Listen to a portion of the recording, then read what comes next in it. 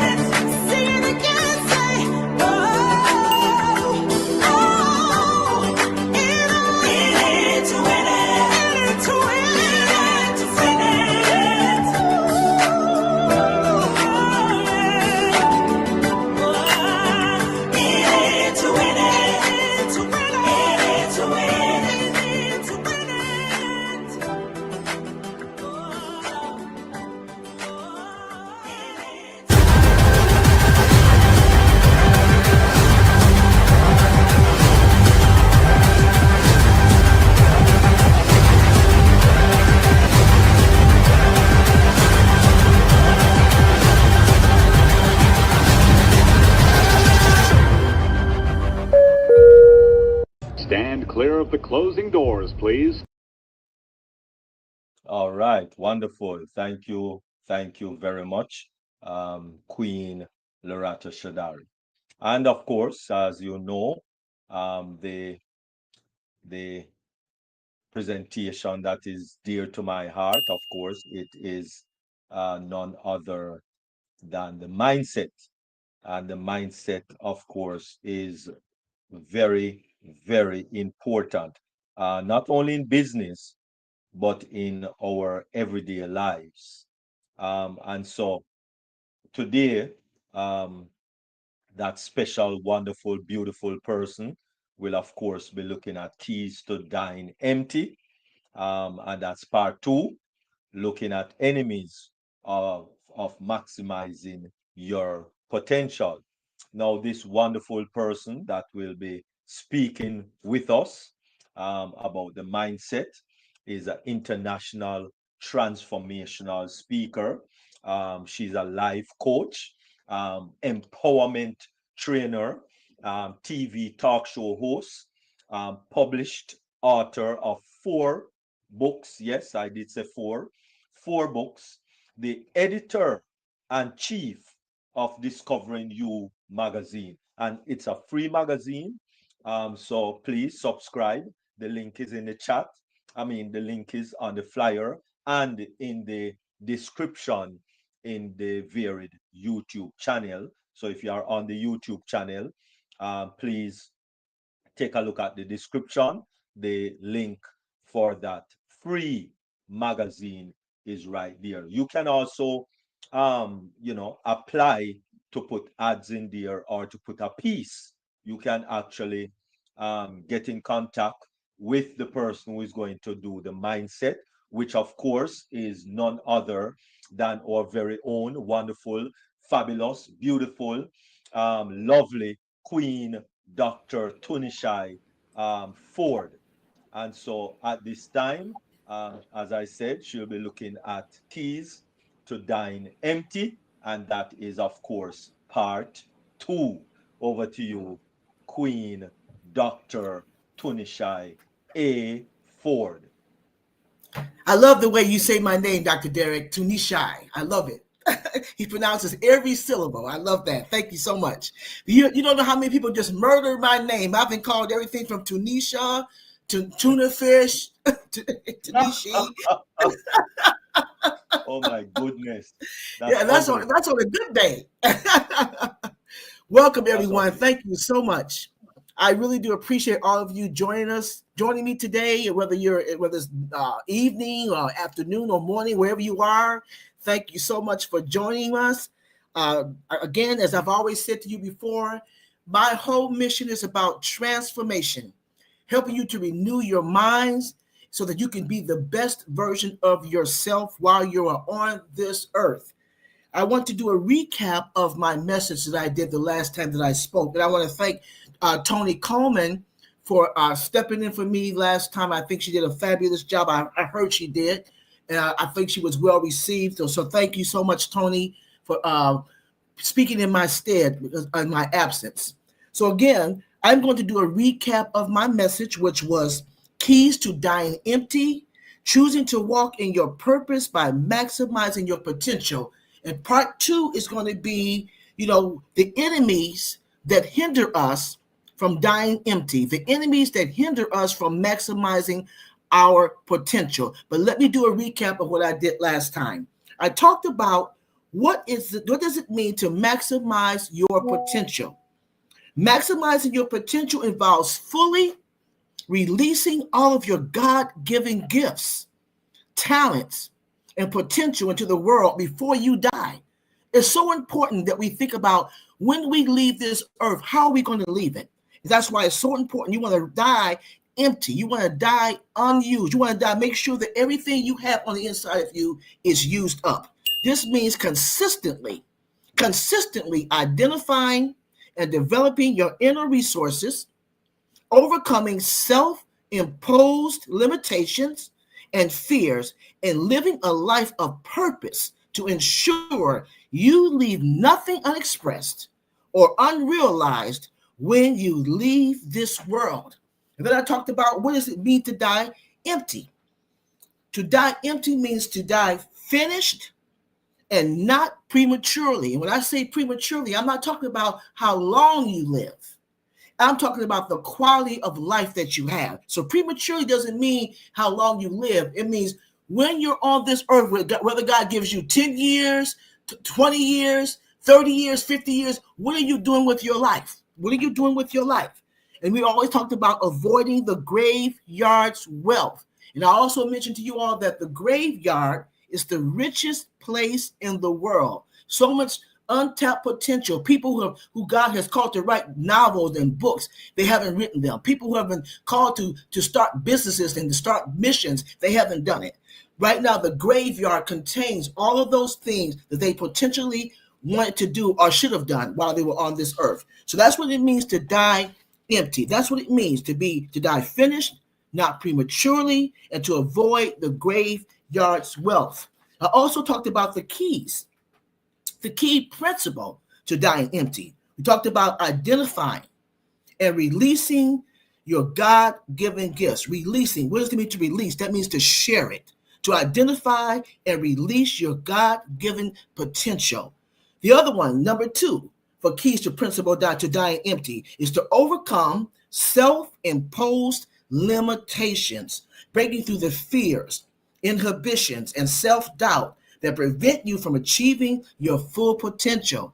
Number 3, we talked about, is to cultivate and feed your potential. Your potential is like a plant or a flower. You have to feed it. You have to cultivate it. You have to make sure that when you are having these moments when you think about what you want to do with your life, you have to do everything you need to do to make sure that that gift, that potential is cultivated. So number 3 is to cultivate and feed your potential. Number 4, embrace your uniqueness. What does that mean, to embrace your uniqueness? That means to refuse to be ordinary. God did not make anything mediocre. So you are designed to be distinctive, special, and irreplaceable. That's right, ladies and gentlemen, you are irreplaceable. So in other words, number 4, to embrace your uniqueness. And the last one I shared with you all was to live with purpose. Every day you wake up, you should be doing something that's going to take you closer to what God has called you to do.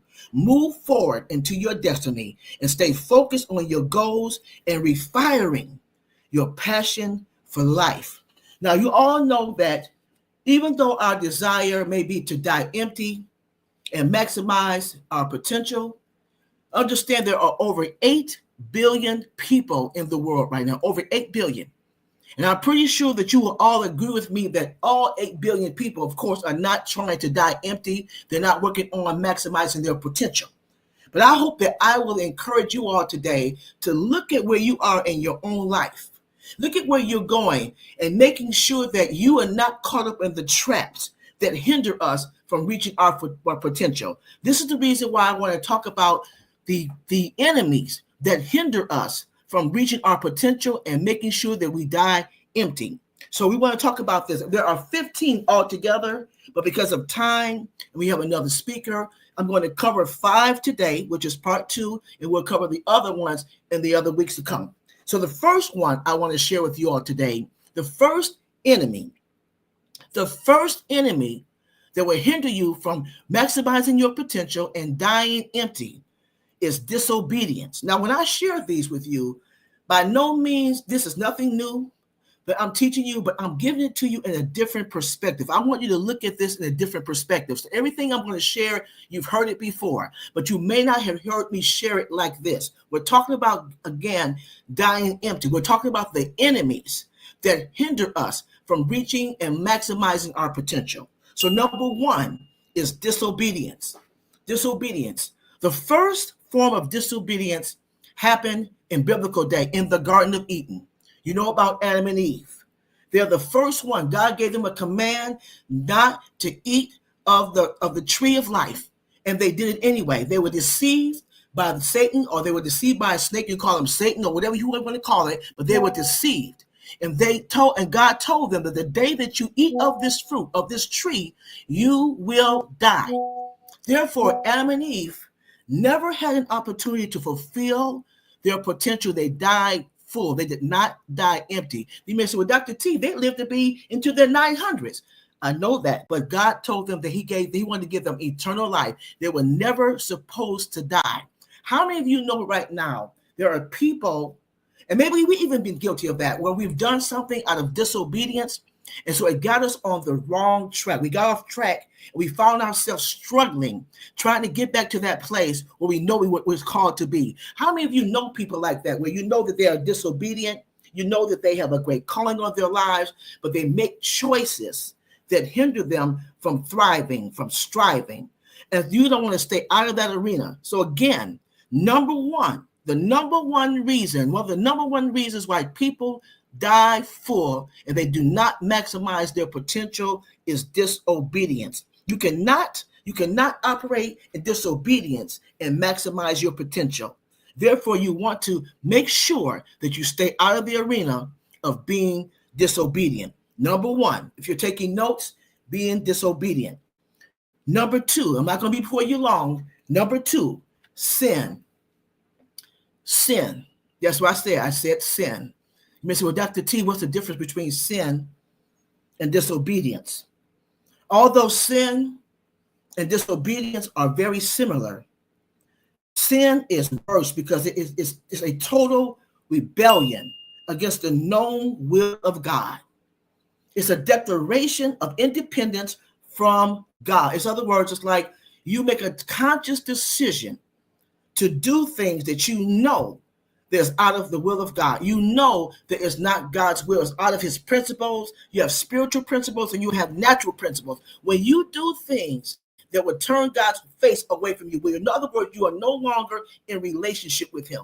How many of you all know that? We think about all kinds of things in the world that are evil, that are sinful, human trafficking, prostitution, people on drugs, gambling, people who are rapists, murderers. Those are people who will never, ever fulfill their potential. They might be wealthy. They may simply be doing very well, but you can understand that they are not operating in God's will. They are totally out of the will of God. Therefore, when they go to the grave, their grave will be full of the potential that God has placed in them. Why? Because they lived a life of sin. So number one is disobedience. And number two is sin. When we totally turn our back and we disconnect from our life source, which is God. Number two, sin. Number three, fear.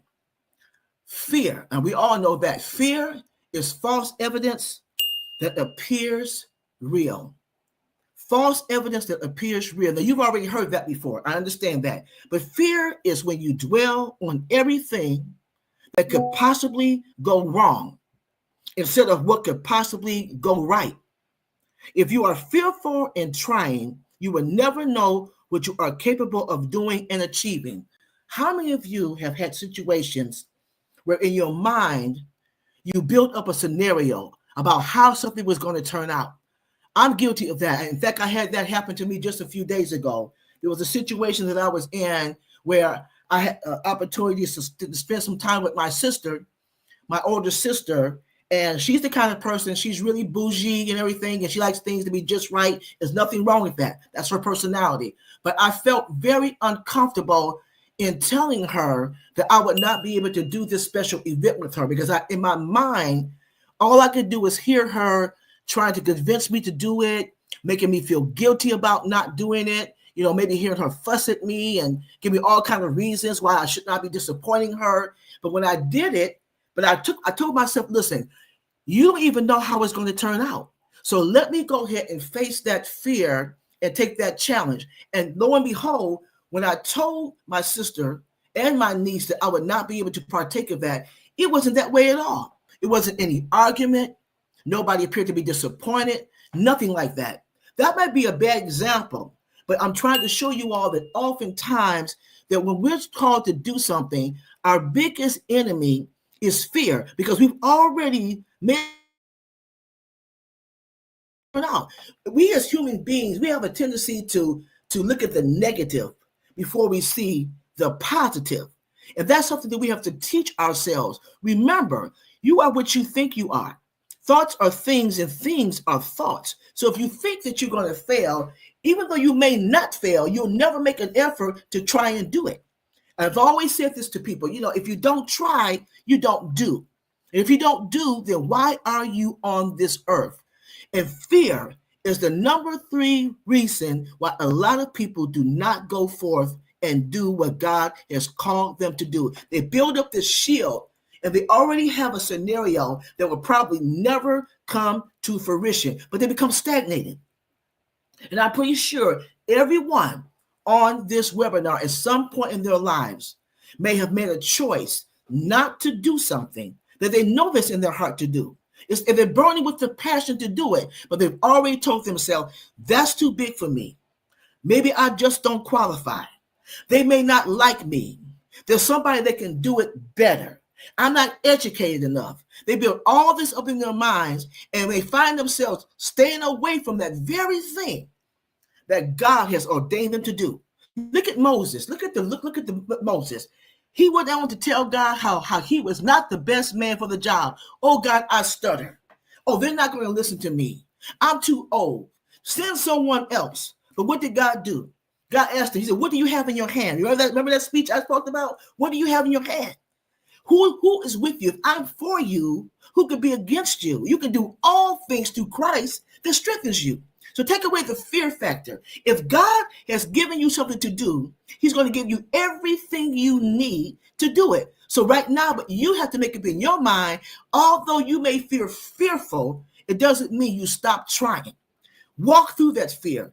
Fight through that fear. Don't allow fear to overtake you and hinder you from doing what God has called you to do. Do not allow this particular enemy to win. Again, your goal is to die empty.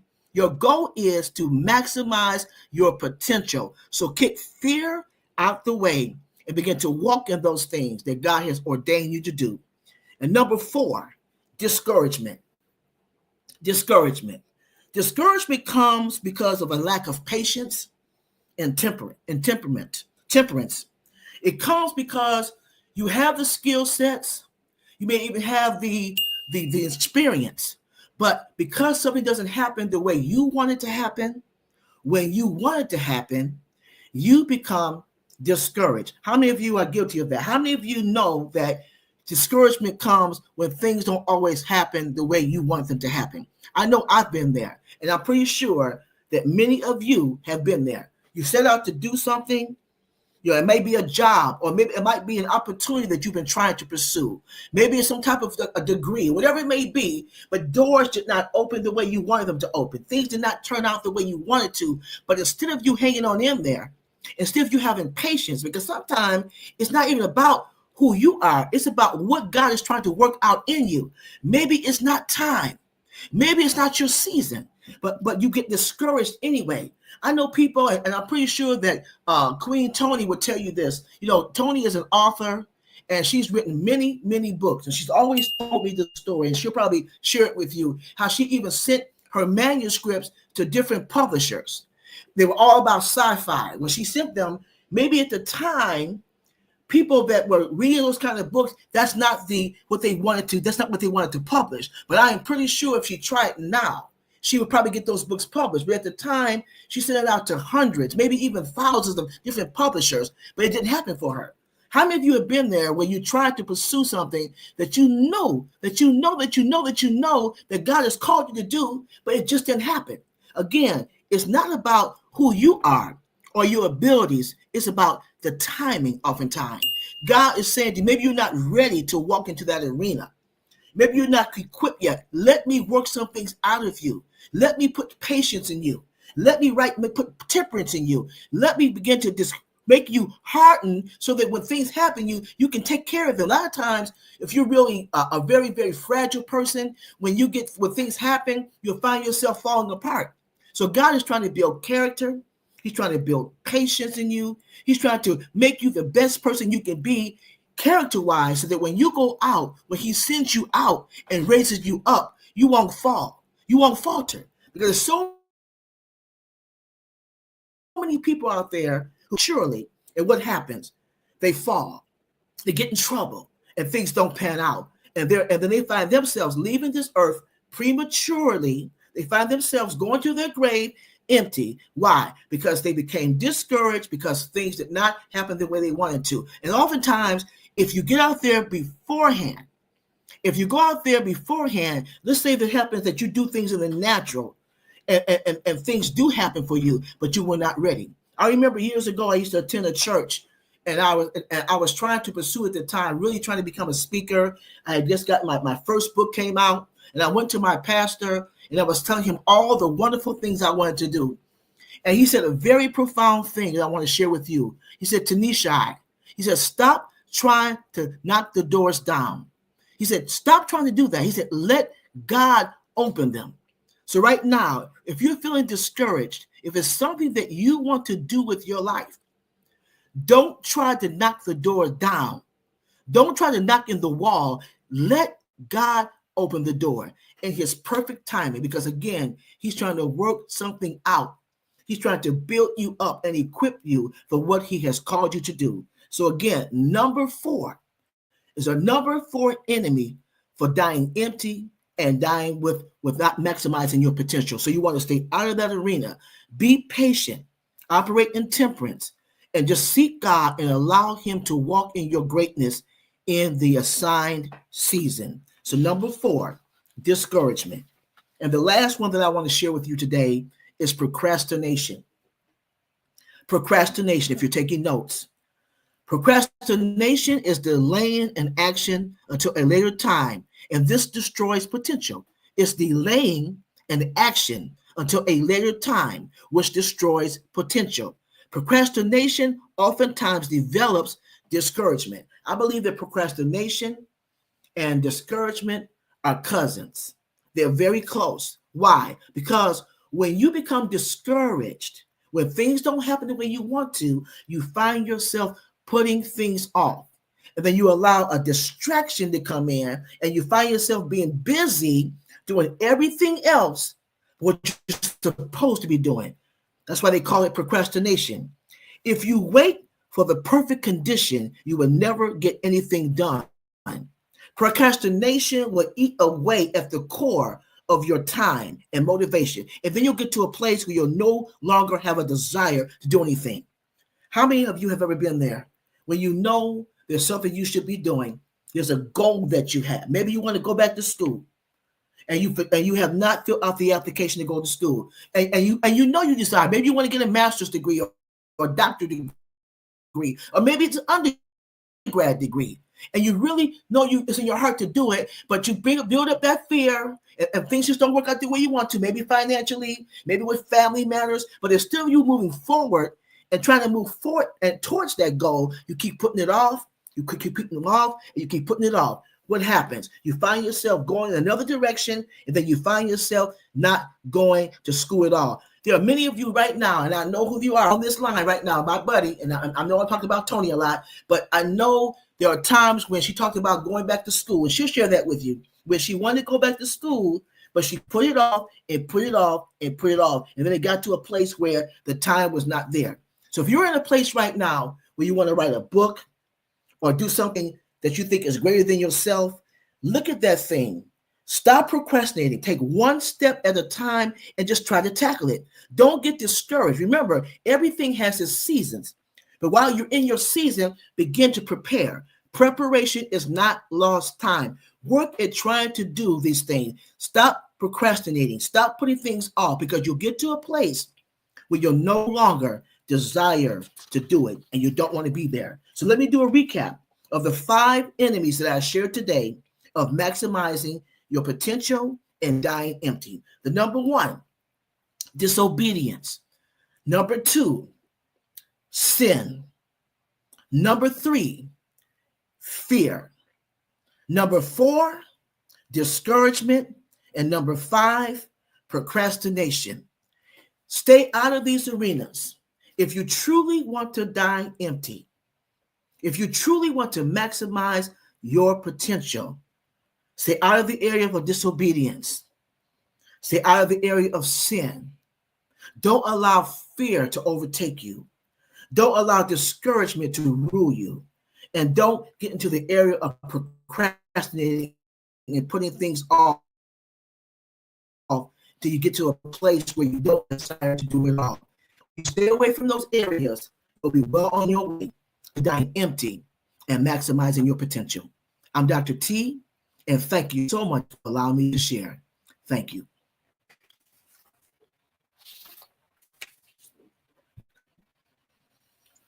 All right. Wonderful, wonderful, wonderful. Thank you very much, um, Queen Dr. T. That was just simply awesome. Awesome, awesome. I thank you very, very, very much. And of course, I know that First Lady Queen Dr. Benny definitely want to say something on that one.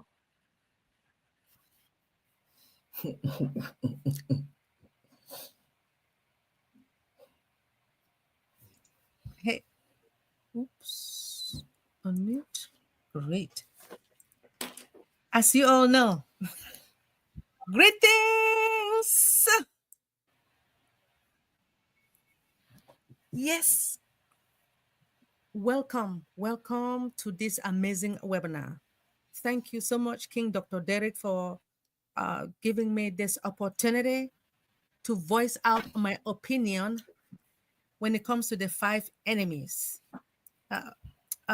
Before I proceed, I want to take this special moment to really thank our Heavenly Father for bringing each and everyone this evening, morning, or afternoon. It all depends upon your location.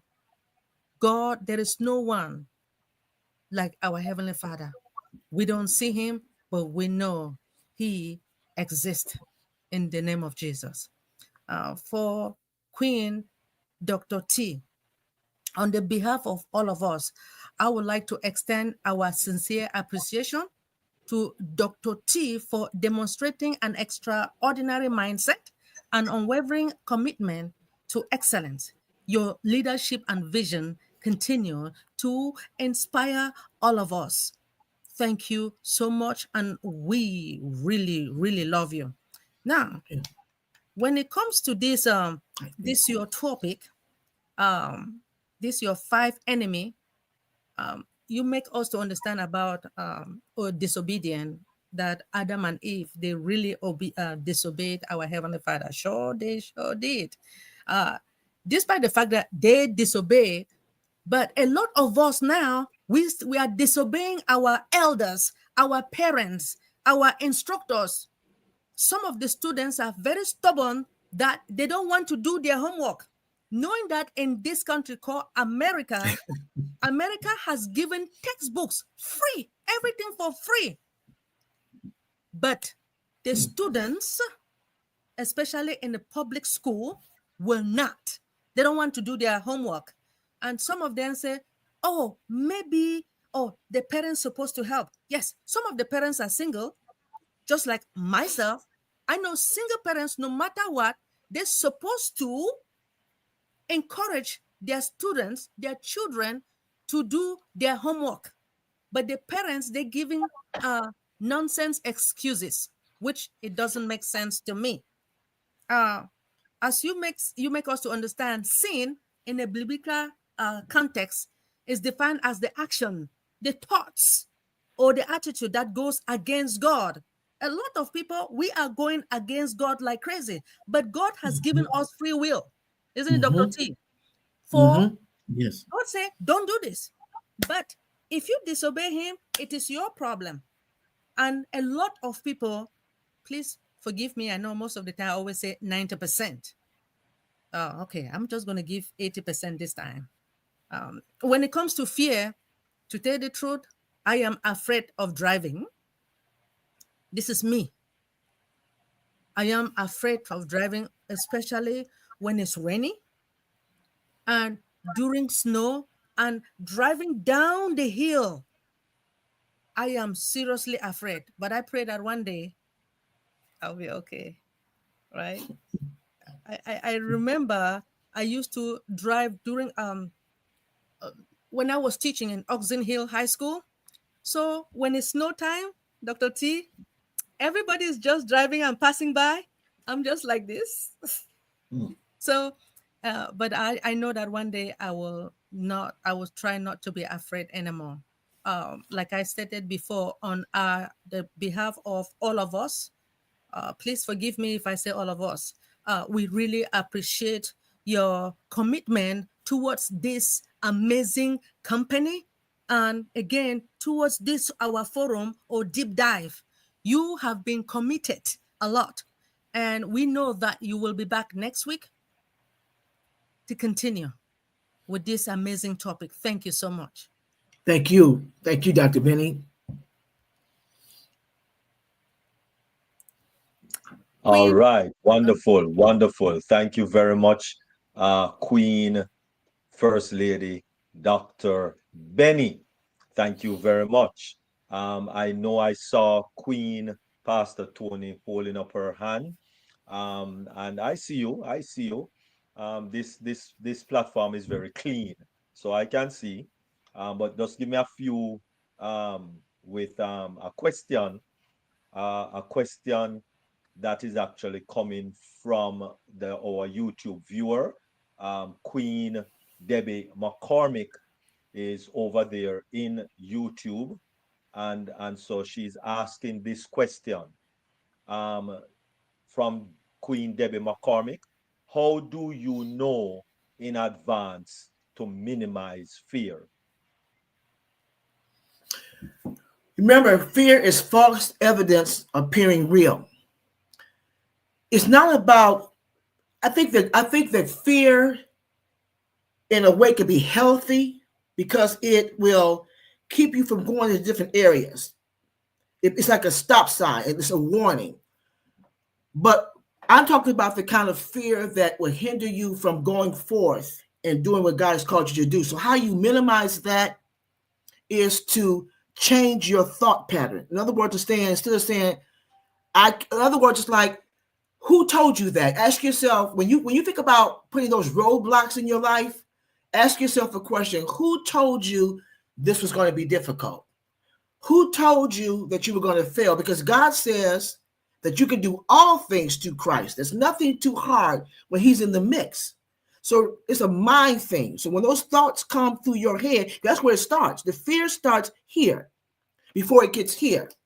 So when you can change this and change your mouth and change your confession and your thoughts, that minimizes the fear factor. But again, fear can be something healthy to hinder you from going into the wrong direction, but not to the point where it becomes stagnated. When you're talking about trying to achieve a goal. So again, to answer the question is to start with the thoughts. When you start having the negative thoughts, ask yourself the question, who told you that?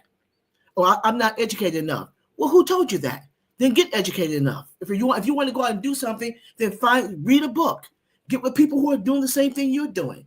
If you're trying to I don't know what it might be. You might want to just have a start a business. Then who told you couldn't be a business person? Who told you that?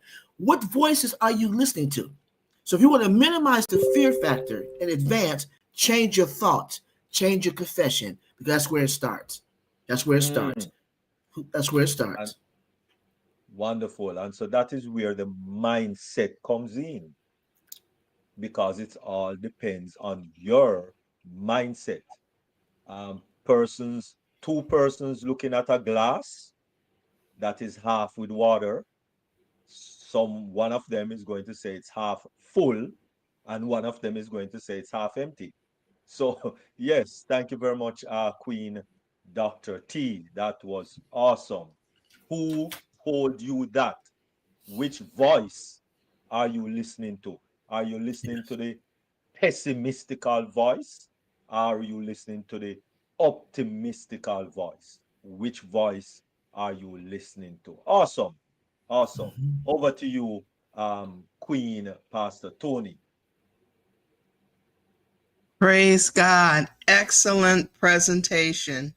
And yeah, while you were going down the five hindrances or enemies of living or dying empty, I could relate to all of them. I could remember situations for every last one. And from time to time, sometimes one of those hindrances will creep up, especially fear and procrastination. And I think procrastination, it can happen because of fear, Yeah. or because of allowing the side detours or distractions, to come about. And excellent, excellent, excellent. And so it's just a reminder of what we have to continue to work on and to look out for. Okay. Thank you, Dr. T. Thank you. Thank you, Tony. All right, all right. Wonderful. Thank you very much, Queen Pastor Tony. Really appreciate, really appreciate. And Queen Debbie says thank you so very much. Really appreciate. All right, so thank you very much. And we are going to move into part two, the second presentation. And listen, before I go to the second presentation, you and I have to realize that we are in a war. We are in a war. Okay, so we have enemies. And unfortunately, as I listen to Queen Dr. T, one of the major enemies in our lives is ourselves. Anyway, I just started to put in that one. All right, wonderful. All right. How do we get Queen Dr. T? How we get rid of self? That's my question. That's my Hey, question now. How do we get get rid of get self? divorced, Dr. Derek. Divorce yourself. Get a divorce. That's the only That's our time we can be greatest allowed. enemy. Listen, it's our greatest enemy, So how do we get rid of self? By filling yourself, and I'm not trying to be all deep and spooky, but the more we read God's word and have a relationship with him and become more like him, the more self dies and the more he rises. That's it. And sometimes it takes a lifetime to do it. It's not going to be an overnight. It didn't take overnight for you to get to where you are. So it may not take overnight for you to change. But as long as you're on the path to change, taking one step at a time and putting him first, you'll get there. You'll get there. Powerful, powerful, powerful, powerful, powerful. Thank you very much. Thank you very much, Queen Dr. T. Really appreciate it. All right. So moving right along as we get now into the next presentation. And of course, we have none other than cyber security. From once you're online, from once you want to go online, from once you are online, from once you're going online, from once you're involved in any activity online, then you're going to need some online protection. And that is where cyber security comes to full play. And so with us today is no stranger to us, none other than our own First Lady, Queen Dr. Benny. She is an entrepreneur herself. She's an international speaker. And of course, she has her doctorate, of course, in cyber security. That's what she do. That's what she do. That is what she do. And so she's not a if, a but, or a maybe type of person. If she don't know, she'll tell you that she don't know, and she'll go do her research and come back with that information. So without any further ado, it is none other than our very own First Lady, Queen Dr. Benny. Over to you. Thank you. Thank you so much, King Dr. Derek, for this amazing opportunity. As we all know I've been talking about KYC, right, Dr. T? I've been talking about KYC. So this time is how the KYC process helps to prevent fraud. More, I do have a lot, but I'm going to present some of it just like you do. And then I'll come back next week for more. Um, The know your customer process is very important, or sometimes they say vital, right? It is an important part of any financial and business operation, which is being designed in order to verify your identity, the identity of the client, and assess the potential risk of illegal intention. As you all know, things are happening not only in this country, but all over the world.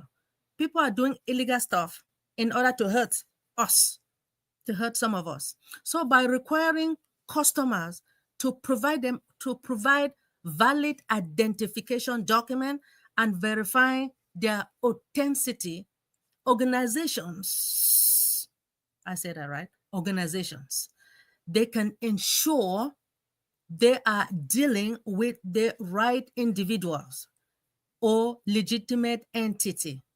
Now, KYC helps to prevent fraud in several ways, right? I'm going to list them, but if you don't mind, I am going to use my PowerPoint. But just to list some of it is like, what are the key ways to prevent fraud? The first thing is like the identification, or to identify the verification, to dictate of suspicious activities. And then we talk about risk assessment, and as well as compliance. So if you guys don't mind, I am going to share my screen, and I think I will need the help of our Dr. Derek. I'm gonna try again. Share your screen. Dr. T, I'm gonna try. Click on share. Yes, please. I did. Right. And then you click on entire window. Click on the window that is below, and then click share. Okay, so what I have here is window and then entire screen. Entire screen. Click on entire screen. First, okay? Yes, first. Thank you. Then a window comes up. Mm-hmm. Then you click on that. Then you click on share.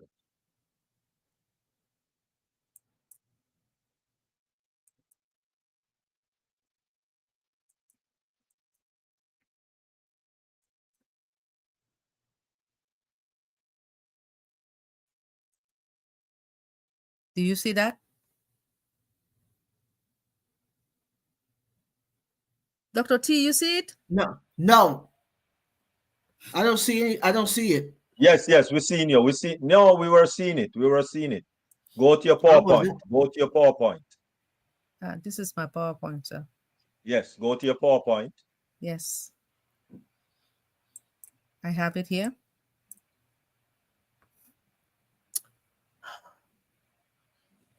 I've always have problem with this. Sharing. Can you see? No, you didn't click on, you didn't click on entire screen.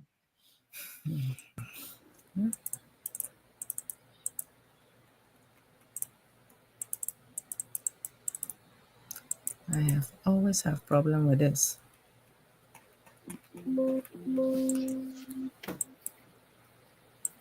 Okay, something is wrong.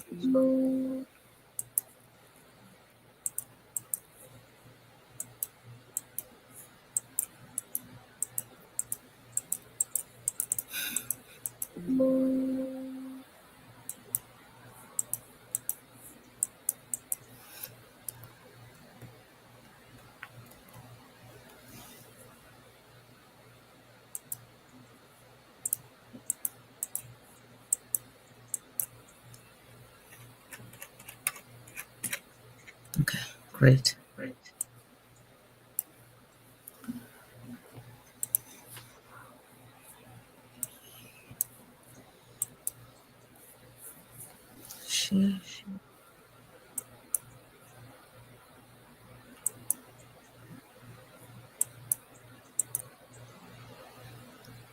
Beautiful. Yeah, I see it. That's it. So click on. Man, thank you. Click on the little thing beside the minus sign.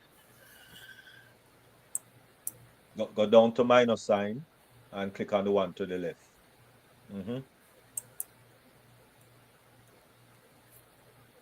Can you see now? No, Yeah, I can see it. It's not we real see large, the but I can see it. we see the one like you're editing it. Can you see table of content? I see We an overview. Perfect. The we first see one. the one we see the one where you edit, where you can edit with the The preview on the biometrics. left hand side. With the preview on the left hand side. Right. So which means you did not choose entire screen. I sure did. Okay, let me stop sharing So and get close it. out. Close the PowerPoint. I mean, close the sharing, the presenting of the PowerPoint.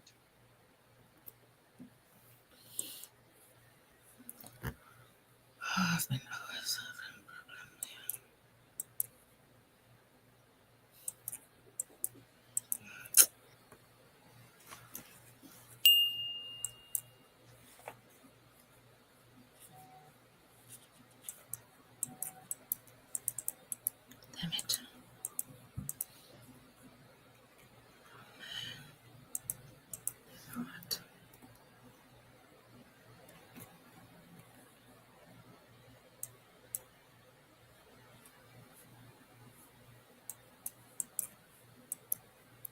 Can I just stop end the show? Great. Oh man, this is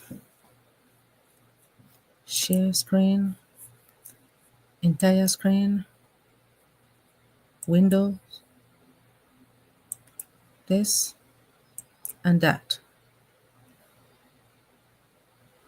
Do you see Dr. T?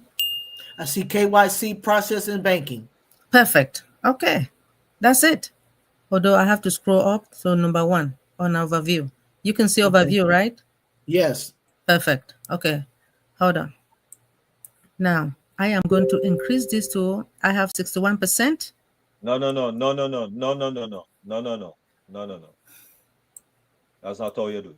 You click on the thing beside the minus sign. Dr. Derek, I've been trying. When I click this, you see this one? Yeah. Like the slideshow, right? Yeah. Okay.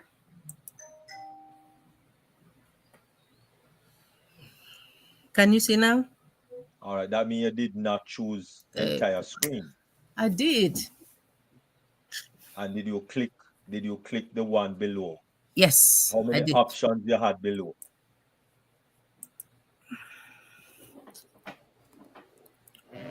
Some problem here. How many options you had below? Well, right now, Entire my screen screen. is too big now, so I have to.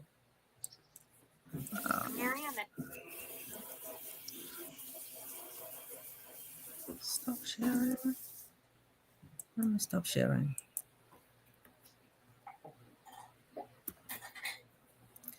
I think I was not been doing this. Yeah, Dr. Benny. Dr. Benny. Yes, Dr. Benny. I'm here. When you click on share screen,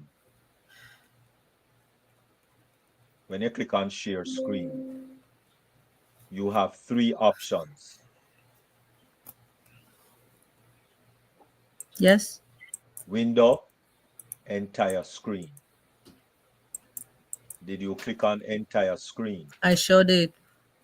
I did. Then did you see something below entire screen?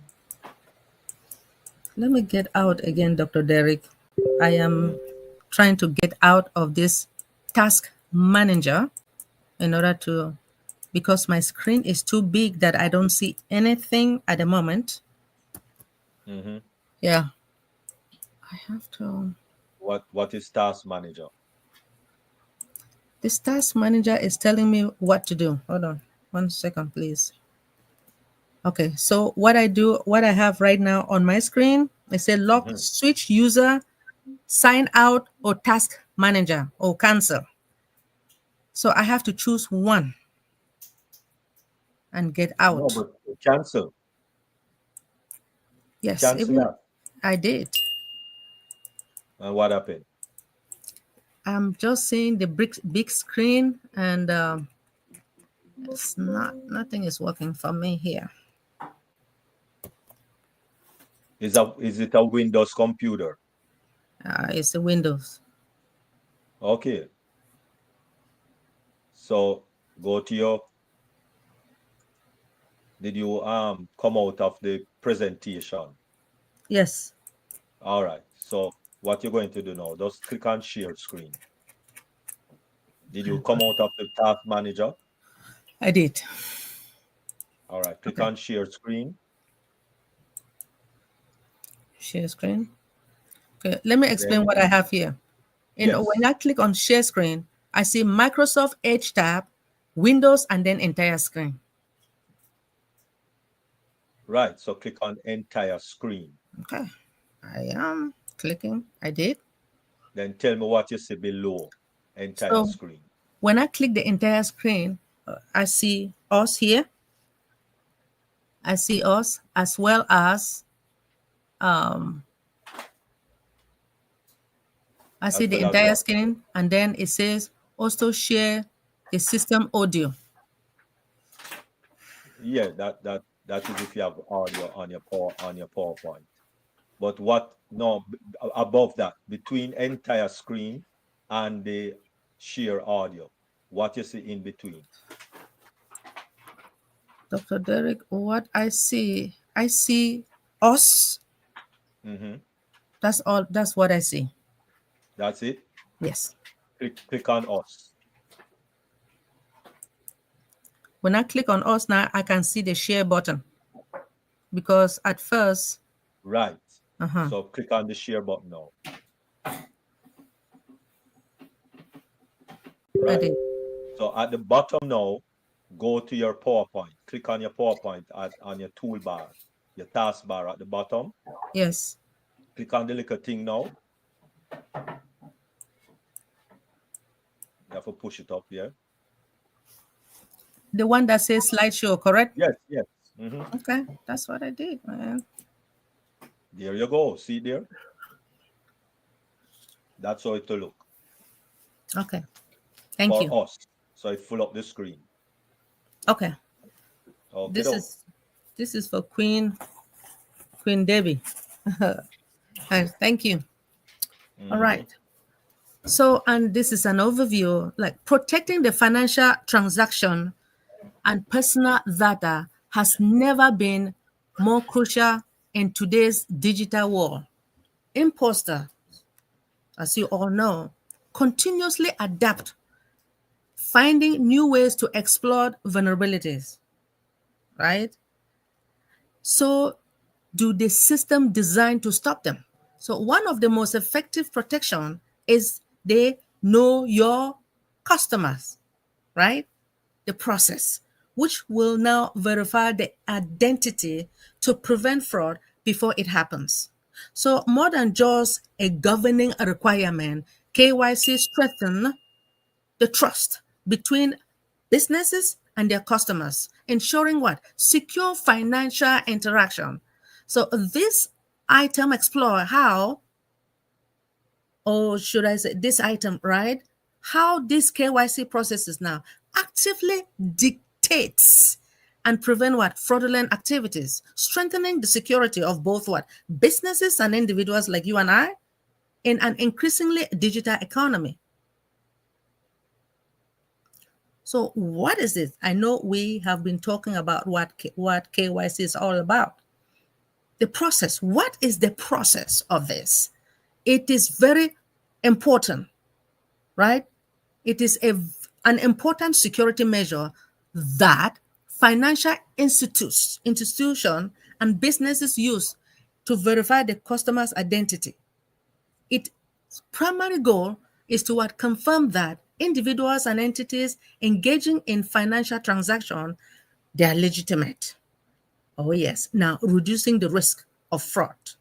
This involves collecting and verifying the key identification documents, such as what?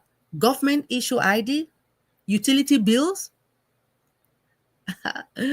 utility bills, and increasingly biometrics data. So, what is it? What is that biometric data? It's defined as a unique physical and behavioral characteristics used for identification and verification. When they identify, they have to verify who you are, right? This include what? Fingerprint, facial scan, voice recognition, and iris scans. So KYC process begins with what? Gathering basic customer information.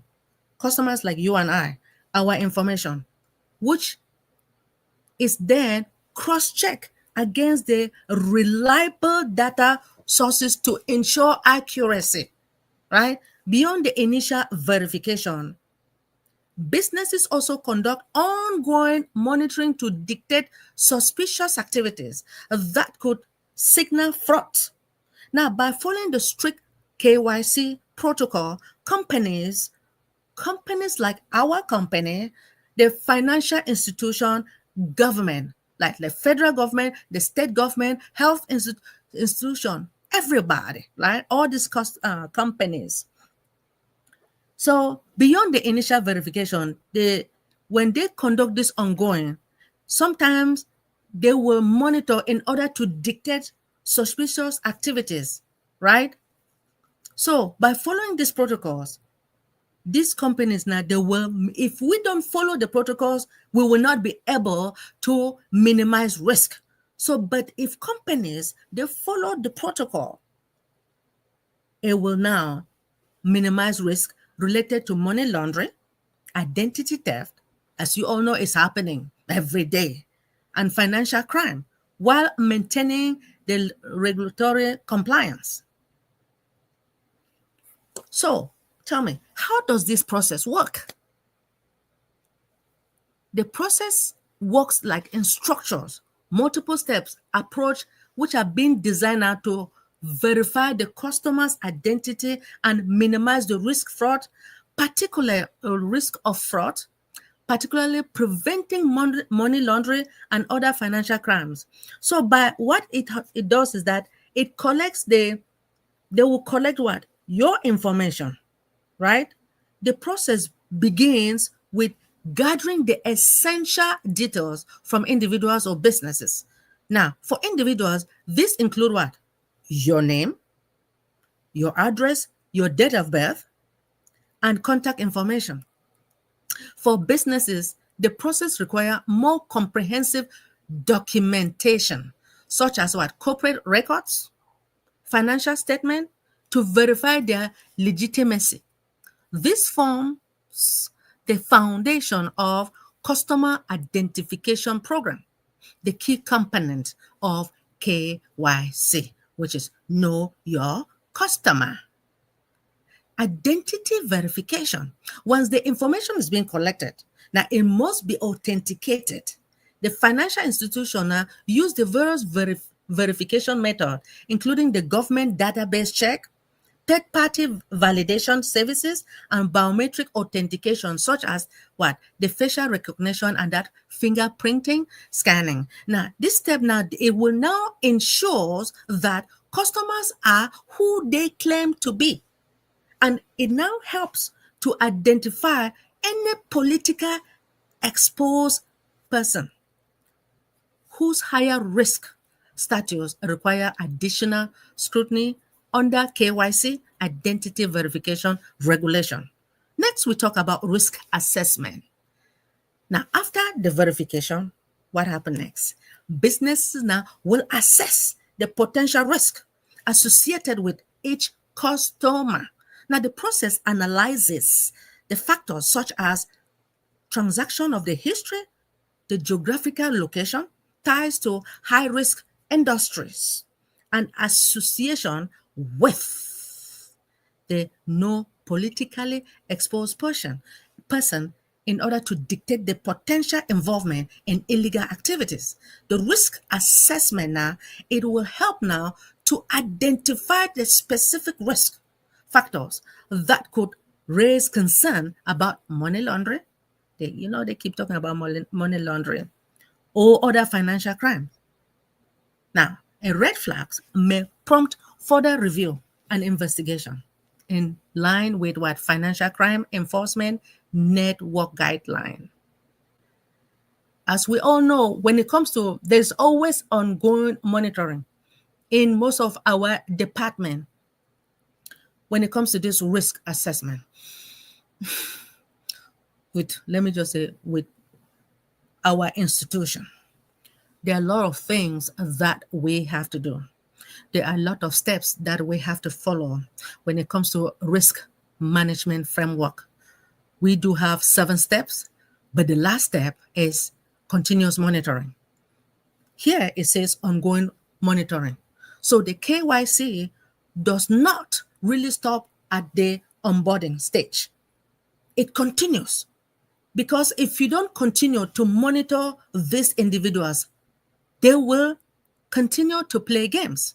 So continuous monitoring plays a vital role now in dictating suspicious behavior over time.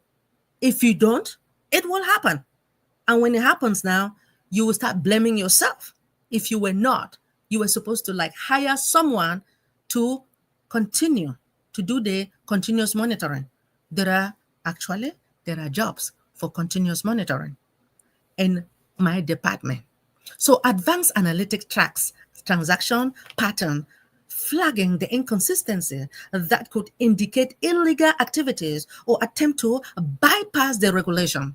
Unusual activities, it triggers the alert for further investigation. Now, by ensuring ongoing compliance with the KYC regulation, the regulatory compliance, beyond the fraud prevention, KYC ensures businesses remain compliance with the local and international regulations, including the Patriot Act in the US and other financial crime regulation.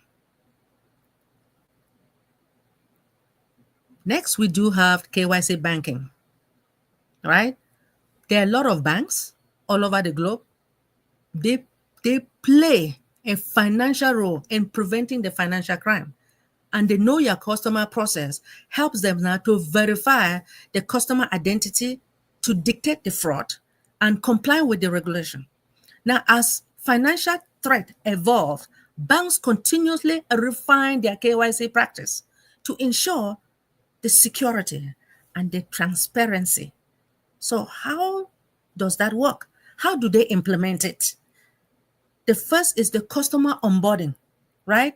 Banks will verify customers' identity as they want to. Anytime you want to open your bank, an account, what happened? There are a lot of things that the banks, they need from you. So individual will submit government identity, proof of address, recent photograph, and business provide additional documents such as incorporation certificate for new businesses, right?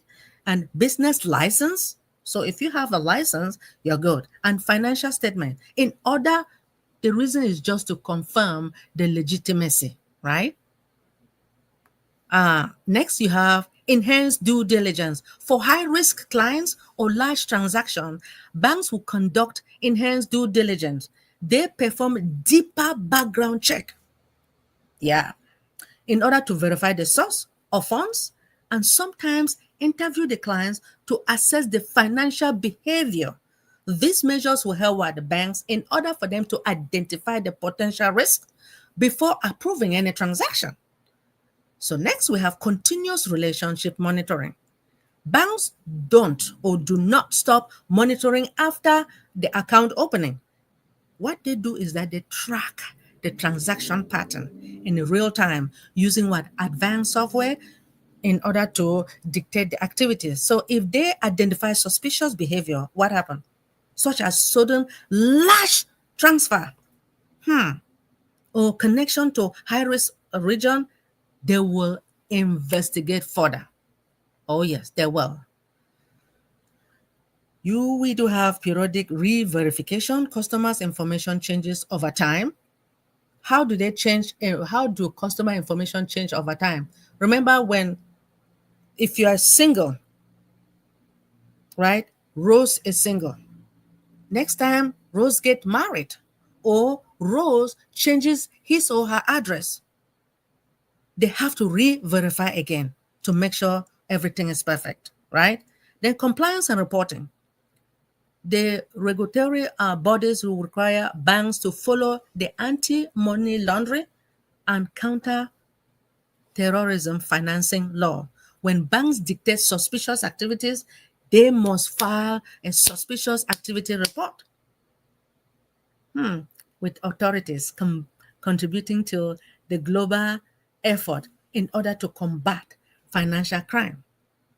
So I believe I will end here. You have digital integration.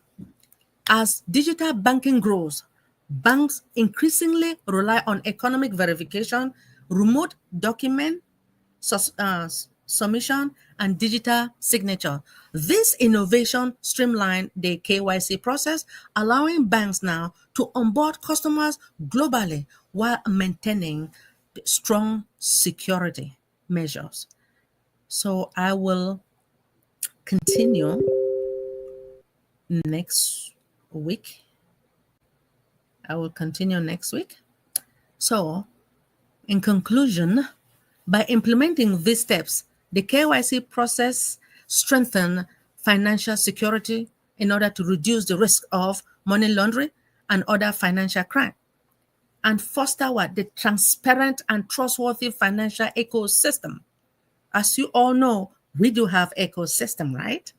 Within our company. So by enforcing the strict KYC protocols, the banks will protect themselves now from any financial and reputational risk while ensuring what? A secure banking environment for customers. As financial crime tactics evolve, banks continuously enhance KYC measures in order to stay ahead of emerging threat. Thank you all for listening, and this is where I got my information from. I appreciate you all. All right, all right. Wonderful. Thank you very much, First Lady Queen Dr. Benny. Awesome sauce. Thank you very much on the KYC. Really appreciate, and that was very, very, very detailed. Thank you very much. And anyone have any comment or anything that they want to express or never too clear on that KYC, on the presentation? Anyone? All right. I see Dr. T nodding our head. Go ahead. Excellent presentation. A lot of information. I'm just so in awe of all the knowledge that you have. It's just a lot. But I appreciate you bringing it. I appreciate you bringing that. And like you said, this is the future. This is where we are right now. So it's not going anywhere. It's not going anywhere. And it's for our betterment. And I appreciate you bringing that to the forefront, because we need to take care of that, because we don't want to be victims of fraud and work so hard for your money, and you have all this money that you're trying to get from what we're doing right now with Mr. Ash, and then you lose it all because you don't have it protected. So I think that's wonderful. Thank you so much, Dr. Benny. I really do appreciate you. Thank you. Thank you, Dr. T. The time will come that they're going to be asking us for verification. Mm-hmm. Just like as I stated before, when you go to the bank and you want to open an account, what do they want from you? Mm-hmm. Your identification, ID, yeah. your driver license, right? They want your social security. They want your address. They want to know where you live, and where you work as well. So if you cannot prove your identification, it's not going to work. And most of the time, they will ask for Verizon. Most of the cities, they always ask, because with Verizon, they know that it is real. Yes, those who have Verizon, they will know that it's real. So when you show your identification to them, it is really, really, really crucial. And when it comes to when you open that account now, remember, at your job, sometimes they will ask you for your bank information so that they can be sending you money, your paycheck. Through, they either mail you the paycheck or they send it through the bank, right?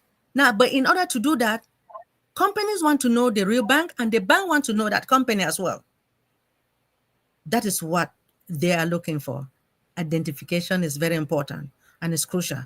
So when it comes to transaction, they want to, that's why they want to know about your company, because when you start receiving big money, they want to know where the money came from. And they will call and check from that company to know whether you are for real. How did you get this type of money? Now it all also depends upon your job role. You can start making like $10. Then the bank knows about it.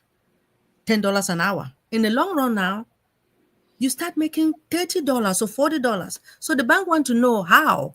How come they are seeing more and more money into your account? They will want to verify. Verification is very important.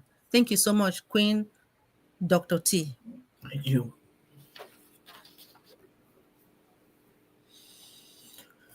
Wonderful. Thank you very much, Queen Dr. T and Queen First Lady Dr. Benny. Anyone else have anything that they want to divulge or want to ask any question? Let me look into this chat here.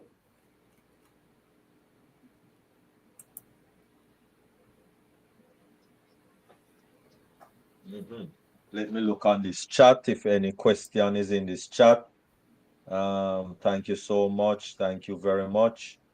Thanks. All right, so it's a lot of thanks in the very chats. Okay, wonderful. All right, and so at this time we are going to start by asking Queen Dr. T to just give her closing thoughts. Thank you, Dr. Derek. Our desire should be to walk in our purpose by maximizing our potential. But we first have to overcome self-imposed limitations by identifying the enemies that hinder us from becoming all that we can be. That's why we're on this earth. I've given you the definition of purpose. Purpose, a divine and deliberate mandate from God that glorifies Him, justifies why you are on this earth, and it serves mankind. And if we're not doing that, then we're not living. We're just existing. We're just taking up space. We're just here. And God never does anything just to be doing it. He always has a reason for it. Everything God does is purpose driven. So, but in order for us to realize that there are enemies that we have to look at, we have to face them head on and find ourselves detouring away from those things. We're human. We're going to make mistakes. But let's not deliberately stay in areas and arenas that we know that are going to hinder us. I was just thinking about, right now, like one of the things I want to learn how to do, talking about fear, is I would like to learn how to ride a horse. And I'd like to learn how to swim. I don't know how to swim and I don't know how to ride a horse. And that might be something silly to all of you, but that's something I've always been afraid of. But I don't want to be afraid of a horse because I know if other people can ride a horse, it's something that can be done. If other people know how to swim, it's something that can be done.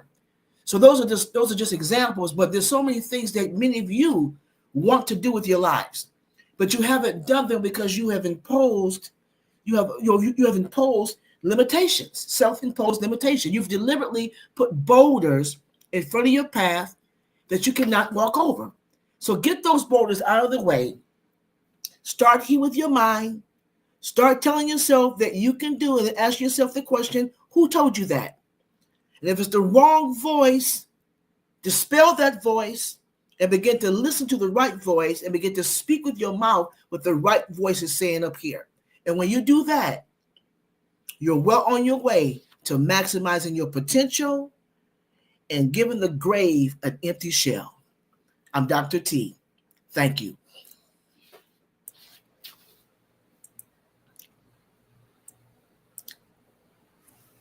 All right, wonderful. Thank you very much, Queen Dr. T. Really appreciate. And also over to you, First Lady Queen Dr. Benny, for your closing thoughts. Thank you so much. The KYC process, which is know your customers, the process, it is a cornerstone of the financial security and the fraud prevention. So by verifying the identities, monitoring transaction, and maintaining the compliance of the KYC in order to protect organization and customers from their financial crime. Ultimately, it will build what? The transparency. It will also build the trust and the integrity within the financial ecosystem. And also by implementing those steps, right? The KYC process now, it will strengthen the financial security. It will reduce the risk of the money laundering and other financial crime by fostering the transparent and the trustworthy of the financial ecosystem, as well as enforcing the KYC in order protocol, the banks to protect themselves from the financial and reputational risk while ensuring what? Ensuring a secure banking environment for customers. As financial crime, the tactics, it also evolved the banks continuously in order to enhance the KYC measures in order to stay ahead of the emerging threat. Thank you so much.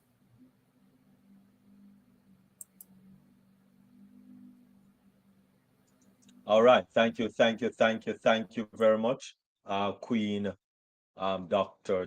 Benny. Really appreciate. Really appreciate. And that was an awesome presentation from the two lovely ladies, Queen Dr. T and First Lady Queen Dr. Benny. We have learned a lot today. Really appreciate. So, as we bring the curtains down here on Deep Dive, globally changing lives, we just want to remind you that weekdays, Mondays through Fridays at 1 p.m., it's the Yvonne duo, that is Queen Dr. Yvonne and Queen Yvonne Finn, with One Global Movement. And of course, on Thursday morning, you also have O Passion, Singapore, Malaysia. And then back on Sunday with Dream Team at 12:45 p.m. Right? And then join us as we get into the Mindset Monday with Queen Miriam Edwards Clark. All right. And so, hey, wonderful. Right. And yes, that's me. Okay. And so thank you all very much for joining us once again. Remember to look into your email, or during the course of this week or next week. Please do look at your email, or pay a little attention to the email that is associated with your unpassive account, because that is where the information is going to drop for Victory with Ash. So please keep a keen eye on your emails, right, during the course of this week and next week. So thank you all very much for sharing the time with us. Really appreciate, really appreciate, really appreciate. And please, if you haven't subscribed to the varied YouTube channels that is flowing all over the place, just subscribe to them, whichever one comes your way. Thank you very much for another wonderful um, sharing of this wonderful moment, which is with Deep Dive Globally Changing Lives. And we see you again on Thursday, 7 p.m. Eastern Daylight time. Thank you all very much, especially those on YouTube. Thank you for joining us. Really appreciate, really appreciate, really appreciate. And see you on Thursday. We are going to linger a little longer on this side in meeting, but those on YouTube, take care and so long and bye for now.